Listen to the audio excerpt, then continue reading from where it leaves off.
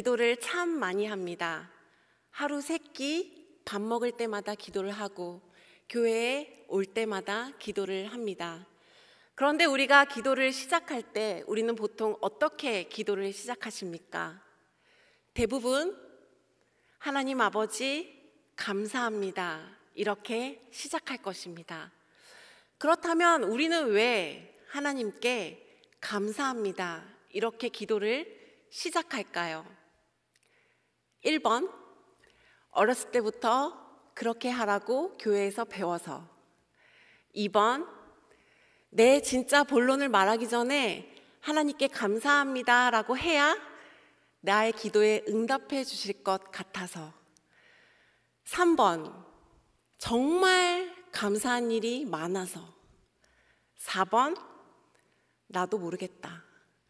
성도님들께서는 이 중에서 몇 번에 해당되십니까? 저는 오늘 말씀을 통하여서 우리가 대답하셨나요? 네, 우리가 평소에 그토록 하나님께 감사합니다 하고 기도했던 기도에 대해서 한번 돌아보는 시간을 가지려고 합니다. 오늘 말씀에는 하나님께 감사합니다 라고 기도를 시작하는 것이 아닌 눈물로 통곡하며 기도를 시작하는 한 여인이 나옵니다. 이 여인의 이름은 한나였습니다. 이 여인은 불임을 겪고 있었습니다. 오랫동안 아이가 생기지 않았습니다. 이때 당시에 사람들은 아이가 생기지 않을 때 하나님께 저주를 받았다라고 생각을 했습니다. 요즘 시대에도 결혼을 한 지 오래됐는데 아이가 생기지 않으면 그것은 그 부부에게 참 깊은 고통을 주는 문제입니다. 그렇다면 이렇게 한나가 오랫동안 아이가 생기지 않았던 그 이유는 무엇이겠습니까? 성경은 2번 연이어서 그 이유를 말하고 있습니다. 5절, 여호와께서 그에게 임신하지 못하게 하시니. 6절, 여호와께서 임신하지 못하게 하심으로. 그 이유가 하나님께서 임신하지 못하게 하셨다는 겁니다. 이때 이 한나의 마음은 이것이 정말로 이 마음을 후벼 팠습니다. 특히 이 한나의 마음속에 정말 고통스러웠던 그 이유는 남편의 첩인 분인나가 한나를 향해서 이렇게 말하였기 때문입니다. 너 하나님께 저주받아서 애가 안 생기는 거야. 이렇게 말입니다. 한나는 남편의 큰 사랑을 받았습니다. 그러나 남편의 사랑으로도 위로가 되지 않는 너무 큰 고통에 빠져 있는 이유가 무엇입니까? 아이가 없다는 것이 어떻게 보면 이유일 수 있지만 이것은 사실 겉으로 드러난 이유입니다. 한나의 깊은 마음에는 정말로 하나님께서 날 버리셨나? 하는 하나님과의 관계의 고통에서 오는 좌절이 있었던 것입니다. 이런 한나는 자신의 우울과 고통을 하나님께 통곡하며 기도 시작합니다. 그리고 나에게 아들 하나만 주시면 그 아들을 하나님께 바치겠다고 서원을 합니다. 이런 처절한 기도 끝에 태어난 아이가 사무엘입니다. 너무나 어렵게 아들을 얻은 한나는 얼마나 사무엘을 사랑하며 키웠겠습니까? 정말로 최선을 다해서 한나는 엄마가 할 수 있는 모든 것을 동원하여서 아들에게 했을 것입니다. 그러나 한나의 마음에는 동시에 늘 이 아들은 하나님과 약속하여 얻은 아들이다. 이 아들은 나의 것이 아니다 하는 마음의 고백이 있었습니다. 그리고 사무엘이 젖을 뗄 무렵 한나는 약속대로 사무엘을 성전에 데려갑니다. 학자들은 사무엘이 젖을 뗄 무렵의 나이를 대략 3살 정도로 추측합니다. 만 3살 때부터 부모로부터 떨어졌던 사무엘은 어렸을 때부터 적지 않은 충격을 받았을 것입니다. 어린 나이 때부터 또래들과는 다르게 성전에서 제사장이 입는 특수한 옷을 입고 성전에서 홀로 살아야 했던 유년기의 삶은 분명 외로웠을 것입니다. 그런 그가 버틸 수 있었던 유일한 힘은 하나님 뿐이었습니다. 그는 외로울 때 기도했고, 그는 절박할 때 기도했고, 그는 기쁠 때 기도했습니다. 그래서 사무엘이 남긴 유명한 말씀 중에 하나가 바로 이것입니다. 나는 기도하기를 쉬는 죄를 여호와 앞에서 결단코 범치 아니하고. 히브리어로 감사라는 것을 토다라고 합니다. 여기에서 thank you라는 말이 나왔습니다. 그런데요, 사실 이 감사 토다의 어원은 하나님을 알다를 의미하는 야다에서 나왔습니다.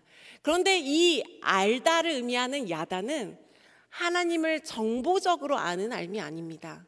하나님과 관계적으로 아는 그것입니다. 그러니까 우리가 기도를 시작할 때마다 하나님 아버지 감사합니다 라고 정말로 기도할 수 있는 사람은 하나님과 관계적으로 형성된 사람만이 기도할 수 있다는 것입니다. 여러분은 하나님을 어떻게 이해하고 계십니까? 사람이 물에 빠져 죽어갈 때 어떻게 외치나요? 사람 살려 이렇게 웃으면서 외치나요? 아니죠. 사람 살려! 목이 터져라! 온 힘을 다해 외칠 것입니다. 내가 죽어갈 때 지나가는 사람을 향해서도 이렇게 목이 터져라 외치는데, 하물며 나를 위해 죽기까지 사랑하신 예수님을 향해 우리는 얼마나 간절히 외치고 계십니까? 저는 고등학교 때 이과반이었습니다. 그때까지 나름 공부를 꽤 잘 했습니다. 그러나 고2 말에 갑자기 한쪽 눈이 빨개지더니 안 보이기 시작했습니다. 저 때도 수시라는 것이 있었거든요. 그런데 제게 고2 학기말 기말고사가 매우 중요한 시점이었습니다. 그런데 하필 그때 눈이 아픈 것이었습니다. 그 중요한 시기에 저는 한 달 넘게 기말고사를 망치고 피를 뽑아가며 종합병원에 다녔습니다. 그리고 온갖 검사를 했습니다. 그리고 의사로부터 잘못하면 오른쪽 눈이 실명될 수도 있다는 말을 들었습니다. 그때 저의 첫 반응은 하나님을 향한 원망이었습니다. 왜 하필 이때냐고, 왜 하필 고3 직전에 이런 일을 나에게 주시냐고. 그러나 일단 아픈 눈을 치료해야 했기에 내가 궁금한 그 문제를 저는 묻어두고 병원을 다녔습니다. 그런데 병원에서 스트레스를 받으면 안 된다는 것입니다. 여러분, 대한민국의 고3 수험생 중에 스트레스를 받지 않는 사람이 있습니까? 아마 거의 없을 것입니다. 그래서 저는 공부하는 게 내게 스트레스를 줬나?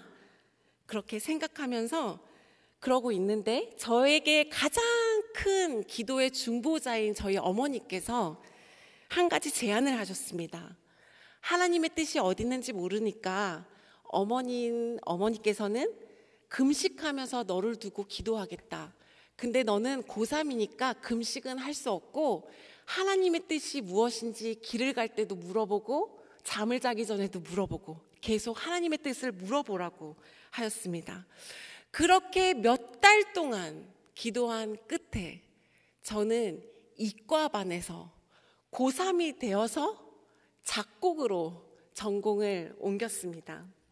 왜냐하면 제가 어렸을 때 피아노를 조금 쳤거든요. 그리고 저희 언니가 작곡을 전공했는데 스카이를 갔습니다. 그까이 거 나도 조금만 노력하면 그 정도 갈 수 있을 것 같았습니다. 그런데 그때 제가 선택한 그 선택은 저의 잘못된 선택이었습니다. 결론부터 말하면 공부가 가장 쉬웠습니다. 고3 때 작곡을 레슨을 받으러 가면서 저는 레슨 선생님한테 매일 혼났습니다. 레슨 선생님은 작곡 노트를 던지면서 너 때문에 내가 수명이 단축되겠다라고 말씀하셨습니다.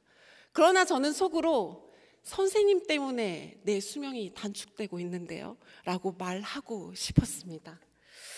이거는 레슨을 받으러 가는 건지 혼을 받기 위해서 레슨을 가는 건지 저는 헷갈렸습니다. 그리고 재수를 하게 됐습니다. 사실 재수할 때 음악 말고 다시 이과로 돌아가고 싶었습니다. 그러나 저희 어머니가 너는 기도를 장난으로 했냐? 너가 정말로 그렇게 작정하고 기도하고 진지하게 하나님께 묻고 결정했으면 너는 삼수를 하든 사수를 하든 오수를 하든 작곡해야 된다. 그렇게 저에게 말씀하시는 것입니다. 작곡은 실기시험을 보통 3일에서 4일 봅니다. 작곡, 화성, 청음, 피아노 시험. 그런데 제가 시험을 보러 가는 그날, 그 시간에 어머니는 교회에서 기도하시겠다고 하시면서 저와 언니를 잠실역에 내려다 주셨습니다. 언니가 언니 학교를 잘 안내해 줄 테니 너는 언니를 따라가라 하고는 언니가 먼저 차에서 내리고 제가 그 뒤를 따라 차에서 내리는데 그 순간 누가 제 머리를 쾅 치는 듯 하더니 저는 그 자리에 주저앉았습니다. 그리고 머리에서 피가 철철 내렸습니다. 그런데 저희 언니가 어렸을 때부터 피를 보면 속이 울렁거리고 기절을 합니다. 앞에 가고 있는 언니를 언니 나 피나 이렇게 말을 하는데 언니가 저를 힐끗 보더니 쓰러질 것 같다고 무정하게 앞을 막 가는 것입니다. 저는 매점에서 급하게 휴지를 사다가 오른쪽 손으로 피를 막으면서 실기시험을 보러 갔습니다.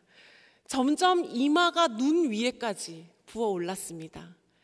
입시를 보러 온 학생들의 엄마들이 안쓰러운 눈으로 병원부터 가야 되는 거 아니냐고 저에게 말을 했습니다. 그러나 저는 병원을 갈 수 없었습니다. 왜냐하면 어떻게 해서 여기까지 왔는데 내가 재수까지 했는데 시험을 봐야 했기 때문입니다.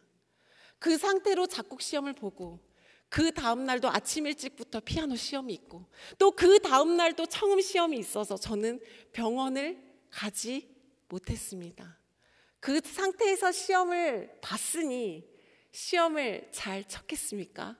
저는 속으로 직감했습니다. 아, 망했구나. 제가 그때까지 상당히 교만해서 다군을 지원하지를 않았습니다. 가군, 나군 다 떨어지고 큰일 났다. 삼수는 도저히 못하겠는데 어떡하지? 하고 있는데 갑자기 저희 아버지가 나타나시더니 노란 봉투를 꺼내시는 것입니다. 그리고 나서 너 몰래 내가 다군을 지원해놨다 이러는 것이었습니다. 저는 그게 저에게 복음이었습니다. 그리고 한 달 동안 그 학교를 다녔는데 다니자 제 마음에 교만이 싹트기 시작했습니다. 나보다 피아노도 못 치고 나보다 공부도 못했던 애는 내가 원했던 그 학교를 즐거워하면서 다니는데 나는 왜 마음에 들지 않은 이 학교를 다녀야 하는가? 저는 마음에 화가 났습니다. 그런데 이상하게 제 마음에 교만한 마음이 싹트고 커질 때마다 그동안 괜찮아졌던 저의 눈에 이상이 왔습니다. 그렇게 하나님은 저의 교만을 다듬어 가셨습니다. 이 시간을 지나면서 저는 제가 해결할 수 없는 문제가 생기면 사람 살려 하는 그 마음으로 하나님께 엎드리게 되었습니다. 여러분은 하나님 앞에서 어떻게 기도하고 계십니까? 그래도 내가 교회 권사인데, 내가 장로인데, 내가 목사인데, 엄숙해 보이는 모습, 경건해 보이는 옷을 입고 우리는 적당히 나아갈 때가 있습니다. 그러나 우리가 아무리 어른인 척해도 하나님 앞에서는 어린 아이라는 것입니다.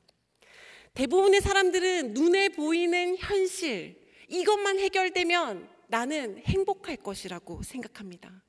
내 남편이 이 병만 나으면, 내 아이가 이 문제만 해결되면 나는 살 것 같다고 생각합니다. 그런데요, 하나님의 자녀인 우리에게 정말 힘든 이유는 하나님과 관계적으로 소통이 되지 않기 때문입니다. 하나님은 전능하시다면서 왜 나에게 힘든 일을 주실까요? 하나님은 사랑이 많으시다면서 왜 우리 가정에 이런 고통스러운 문제를 해결해 주시지 않을까요? 하나님은 왜 한나에게 오랫동안 아이를 주시지 않았을까요? 하나님은 왜 어린 사무엘에게 혼자 감당하기에는 너무 버거운 외로운 삶을 허용하셨을까요? 그 이유는 그들의 애통함을 통해, 다시 말해 하나님의 애통함을 아는 백성들을 통해 새로운 시대를 열어가기 위한 하나님의 계획이 있었던 것입니다. 한나야, 너 아들 하나 없어서 그렇게 외롭지? 나도 그렇다. 이 세상에 내 마음을 아는 그 한 사람이 없어서 나도 외롭다. 한나는 자신의 애통하는 마음을 통해 하나님의 애통하는 마음을 느낄 수 있었고, 사무엘은 자신의 외로움을 통해 하나님의 외로움을 느낄 수 있었습니다. 하나님과의 관계가 얕았을 때 저는 하나님이 고3 직전 제 인생에 태클을 거신다고 생각했습니다. 내가 하나님의 영광을 위해서 살겠다는데, 내가 지금까지 주일 학교 한 번도 안 빠지고 열심히 봉사했는데 대체 나에게 왜 이러냐고 저는 하나님을 원망했습니다. 그 시간을 지나면서 제가 깨달은 것이 있습니다. 그동안 내가 하나님의 영광을 위해서 살겠다고 한 것, 이거 거짓이구나. 나의 계획이 뒤틀리자, 내가 원하는 것이 내 뜻대로 안 되자 나의 본심이 드러나는구나. 예수님은 나를 위해 죽기까지 사랑하셨는데 나는 내 힘으로는 절대로 하나님을 사랑할 수 없는 존재구나. 저는 이것을 깨달았습니다. 그러면서 하나님께 엎드리기 시작했습니다. 제가 믿음이 좋아서 하나님께 엎드린 게 아니라 제가 살기 위해서 하나님께 엎드렸습니다. 그런데요, 하나님은 제가 살기 위해서 하나님께 엎드린, 그렇게라도 항복한 저를 하나님은 기다렸다는 듯이 건지셨습니다. 그러면서 그 전에 제가 하나님의 영광을 위해서 살겠다고 세워둔 저의 모든 계획은 무너뜨리셨지만, 제가 주님께 두 손 들고 항복을 하자 하나님은 그분의 방법으로 저를 통해 하나님께 영광 돌리도록 하셨습니다. 그 시간을 통해 하나님께서 받으시는 영광 또한 저의 계획이 아닌 그분의 인도하심을 통해 가능케 된다는 것을 저는 깨닫게 되었습니다. 지금 혹시 여러분 중에도 감당할 수 없는 어려운 문제를 지니고 계신 분 계십니까? 하나님이 도와주실 것인지 아닌지를 알 수 있는 방법이 있습니다. 내가 못한다면 하나님이 도와주실 문제입니다. 내가 감당 못할 문제라면 하나님이 해 주실 문제입니다. 그 자리는 바로 다른 어떤 것으로도 위로되지 않는 하나님께 홀로 서는 자리입니다.